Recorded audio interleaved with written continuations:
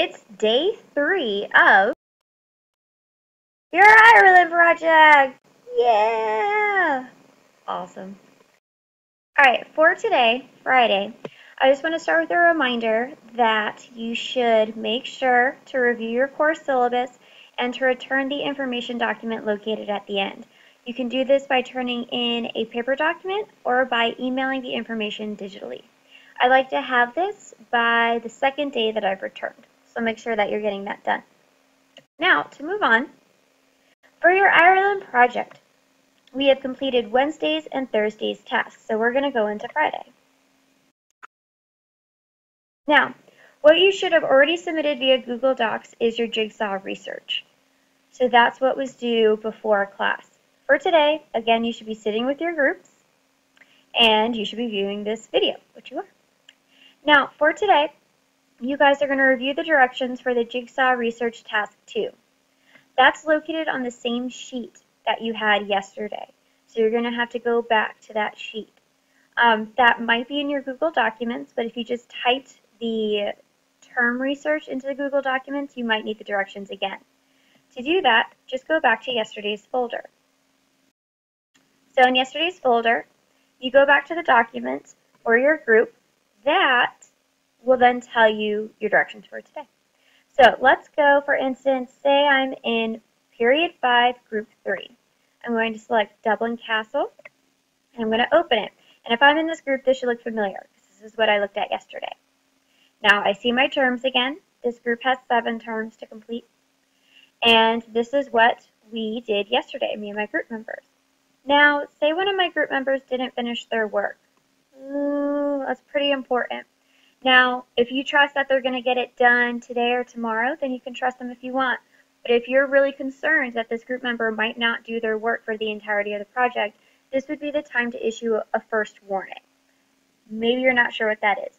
It was on your contract. So remember that if a group member is not fulfilling their responsibilities, you can issue warnings. And on that third warning, the group member could be fired, and therefore they would be removed from your group and they would have to complete the project on their own. So if your group member did not finish their work, you can issue them a warning, say like, hey, didn't get your work done, this is your first warning, we're going to email Ms. Geis about it. And what I'll need you to do is to shoot me an email, preferably from your group leader, just letting me know that any warnings have been issued. Hopefully this won't be a problem, but I did want to remind you that that is an option that your group has if someone's not pulling their weight. Now, on to more exciting things. So, for task 2, it starts today, and you have a little bit longer for this one. It is due on Monday before class, so you can work on this over the weekend.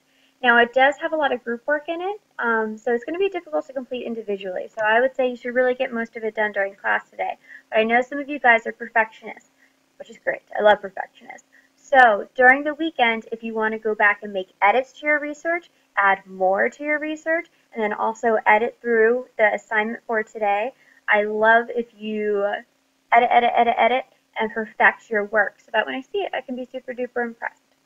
Now, for today, group members will need to access their Research Jigsaw Google document and review the findings for their terms.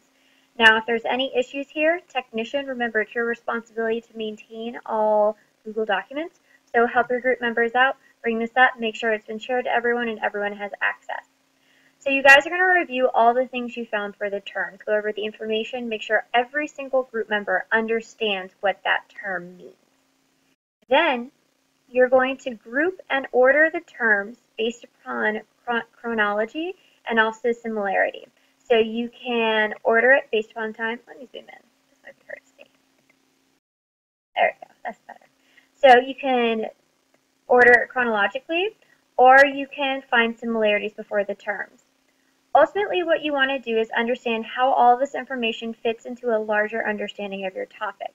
So imagine that you're flipping through a textbook on Ireland. Your terms would be the highlighted terms, and then there would be paragraphs of information connecting them all together so that they made sense. Now, your final task is going to be kind of to write that paragraphs or paragraphs. Now, depending on the class you're in, the lengths of the writing that you have to complete are different. So please make sure to look at your specific directions to see how much you actually have to write. It varies quite a bit.